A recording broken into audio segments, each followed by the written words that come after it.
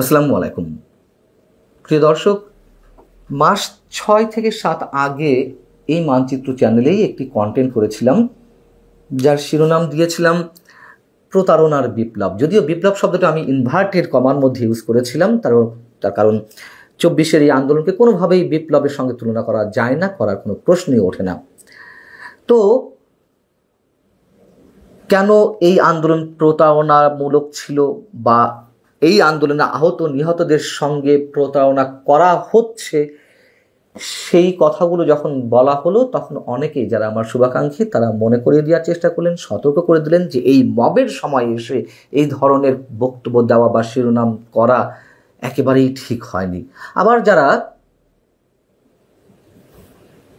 ক্ষিপ্ত হলেন তারা ফ্যাসিবাদের দোষর হিসেবে আখ্যা দেওয়ার চেষ্টা করলেন, নানান ধরনের হুমকি দিলেন। যদিও এই ধরনের ট্যাগ লাগিয়ে দেওয়া নতুন কিছু নয়, এর আগে পরে অসংখ্যবার এ ধরনের ট্যাগ লাগিয়ে দেওয়া হয়েছে, যেমনটা আওয়ামী লীগের সময় বিএনপি জামাতে দালাল বানিয়ে ফেলা হয়েছিল আমাকে।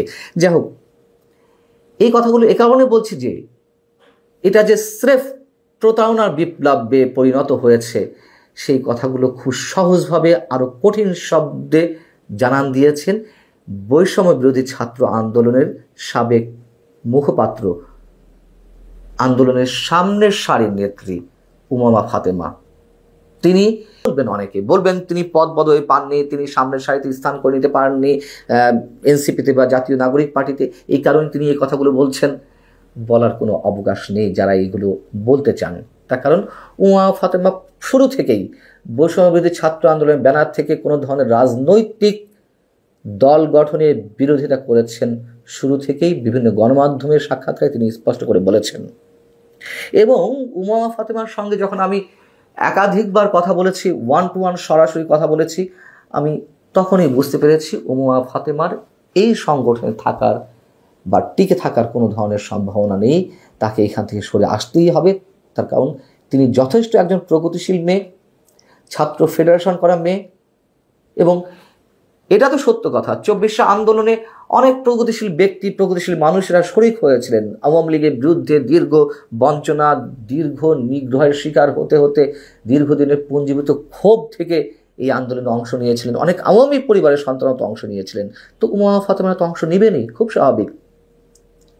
এবং কথা বলার সময় তিনি আমার কোনো প্রশ্নের উত্তর দিতে পারেননি, তাকে যথেষ্ট হতাশাগ্রস্ত মনে হয়েছে, কিন্তু কথা বলতে পারেননি। কেন? তখনও তিনি সেই সংগঠনের মধ্যে ছিলেন, তিনি কনফিউজড ছিলেন আসলে কি করবেন না করবেন। এবং পরে এসে বিস্ফোরণটি ঘটল। এই বিস্ফোরণটি ঘটল যখন বৈষম্য বিরোধী ছাত্র আন্দোলনের কমিটি গঠন হলো গত 2 দিন আগে। তারপর তিনি ফেসবুকে পোস্ট দিয়ে এই ছাত্র আন্দোলনের ভেতরের পরিস্থিতি, ক্ষমতার দ্বন্দ্ব, সুবিধাবাদ এবং অনিয়মের বিভিন্ন দিক একবারে খোলাসা করে দিয়েছেন। এনসিপির মুখোশ অনেকখানি খুলে ফেলেছেন। নির্দেশনা খবরদারি না থাকলে এই সংগঠনের যারা কাজ করতেন তাদের কারণে তাদের এনসিপি বা জাতীয় নাগরিক পার্টির অনেকের রাজনৈতিক ভবিষ্যৎ হুমকির মুখে পড়ত। এবং তিনি বলছেন যে তিনি এই সংগঠনের মুখপাত্র হওয়ার সত্ত্বেও ফেসবুকে তার বিরুদ্ধে নোংরা প্রচারণা চালানো হয়েছে। এবং এদের সম্বন্ধে বলতে গিয়ে তিনি বলছেন যে কথিত সহযোদ্ধারা মানুষকে টিস্যু পেপারের মতো ব্যবহার করে এবং প্রয়োজন ফুরালে ছুঁড়ে ফেলতে এক মুহূর্ত নেয় না। প্ল্যাটফর্মের ভেতরের পরিস্থিতি বর্ণনা করতে গিয়ে তিনি এই সব কিছুকে বদ্ধ জলাশয় এবং পোকার মতো সুবিধাবাদীদের খেয়ে ফেলার মতন বিষয়ের সঙ্গে তুলনা করেছেন। উমামা ফাতেমা একথাও বলছেন যে সংগঠনের ভিতরকার অবস্থা, যখন এই সংগঠনের সাবেক আহ্বায়ক হাসনাত আবদুল্লাহ কিংবা অন্যান্য নেতাদের জানানোর চেষ্টা করেছেন, কোনো ভিত হয়নি, বরং তাদের আচরণগুলো রহস্যজনক মনে হয়েছে। আমরা তো প্রতিনিয়ত তাদের কত বিপ্লবী কথাবার্তা শুনছি, তাই না? শেষ পর্যায়ে এসে তার ফেসবুক পোস্টে উমামা ফাতেমা আরও শক্ত শব্দ ব্যবহার করেছেন। তিনি বলছেন যারা তার সঙ্গে নোংরামি করেছে এবং অভ্যুত্থানকে বাজার দরে কেনাবেচা করেছে তাদেরকে তিনি ক্ষমা করবেন না। এবং তিনি বৈষম্যবিরোধী ছাত্র আন্দোলনের ছাত্রদেরকে পড়াশোনার টেবিলে ফিরে যেতে বলেছেন। এই শব্দটা আমাদের কাছে খুবই আশ্চর্যজনক। এই কারণে যেই ছাত্ররা বাংলাদেশ পাল্টে ফেলার স্বপ্ন দেখায়, নিজেরা রাজনীতিবিদ হয়ে উঠেছে, কখনো পড়াশোনার কথা তাদের মুখ থেকে আমরা শুনিনি, কাউকে পরামর্শ দিচ্ছে অথবা দেশের শিক্ষা সংস্কারের জন্য তারা কোনো দাবি তুলছে। কি অদ্ভুত! ঠিক একইভাবে ডক্টর মোহাম্মদ ইউনূসের কথা বলা যায়, কখনো তিনি ছাত্রদের উদ্দেশ্যে পড়াশোনায় মনোযোগী হতে বলেননি। এবং এই বৈষম্যবিরোধী ছাত্র আন্দোলনের ব্যানার থেকে যেই দলটি গড়ে উঠেছে জাতীয় নাগরিক পার্টি, তাদের অনেকে তো দাবি করেন যে তারা 200 থেকে 300 আসন পাবে, তারা ক্ষমতায় যাবে তার মানে। অথচ আন্তর্জাতিক গণমাধ্যম দ্য ইকোনমিস্ট গত একদিন আগেই তারা যে প্রতিবেদনটি প্রকাশ করেছে এবং তারা তাদের জরিপের কথা জানিয়েছে, যেখানে দেখা যাচ্ছে এনসিপির জনপ্রিয়তা মাত্র 5%।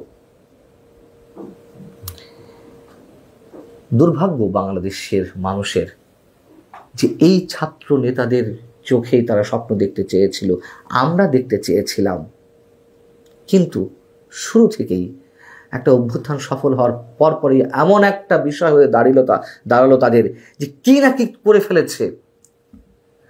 দখলবাজি, চাঁদাবাজি, তদবির বাণিজ্য, সন্ত্রাসী কর্মকাণ্ড, মবে নেতৃত্ব দেওয়া, লবিং, গ্রুপিং, ক্ষমতা লিপ্সু হয়ে পড়া, ক্ষমতায় যাওয়ার জন্য যা ইচ্ছে তা করা, ভিন্ন রাজনৈতিক দলের সিনিয়র নেতাদেরকে সম্মান করে পর্যন্ত কথা না বলা, এই জায়গায় এসে পৌঁছেছে এই নেতারা।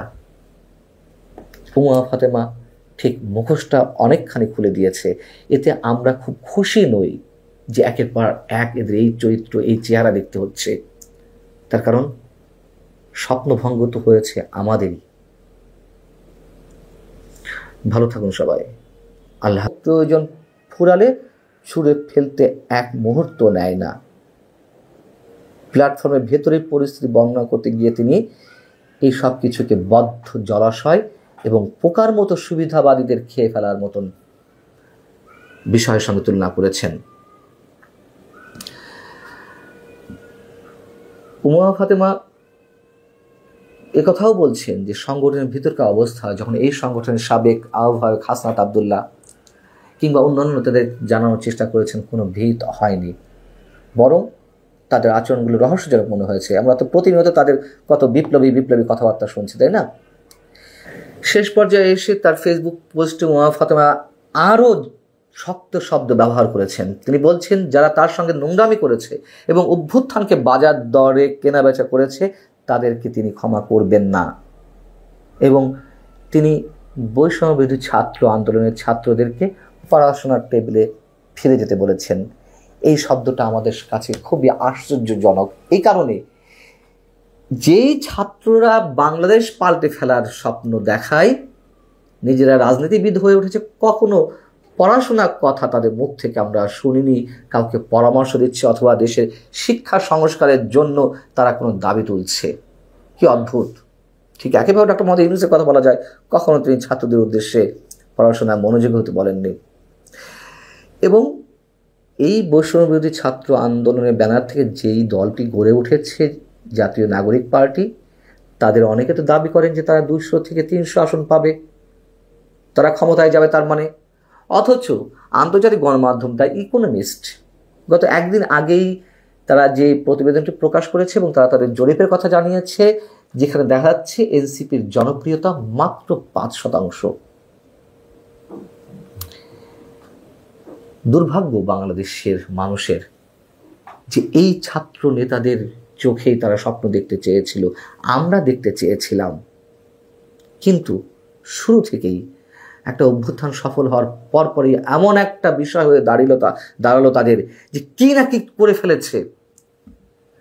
দখলবাজি, চাঁদাবাজি, তদবির বাণিজ্য, সন্ত্রাসী কর্মকাণ্ড, মবে নেতৃত্ব দেওয়া, লবিং, গ্রুপিং, ক্ষমতা লিপ্সু হয়ে পড়া, ক্ষমতায় যাওয়ার জন্য যা ইচ্ছে তা করা, ভিন্ন রাজনৈতিক দলের সিনিয়র নেতাদেরকে সম্মান করে পর্যন্ত কথা না বলা, এই জায়গায় এসে পৌঁছেছে এই নেতারা। উমা ফাতেমা ঠিক মুখোশটা অনেকখানি খুলে দিয়েছে। এতে আমরা খুব খুশি নই যে একের পর এক এদের এই চরিত্র, এই চেহারা দেখতে হচ্ছে। তার কারণ স্বপ্নভঙ্গ তো হয়েছে আমাদেরই। ভালো থাকুন সবাই। আল্লাহ প্রয়োজন ফুরালে ছুঁড়ে ফেলতে এক মুহূর্ত নেয় না।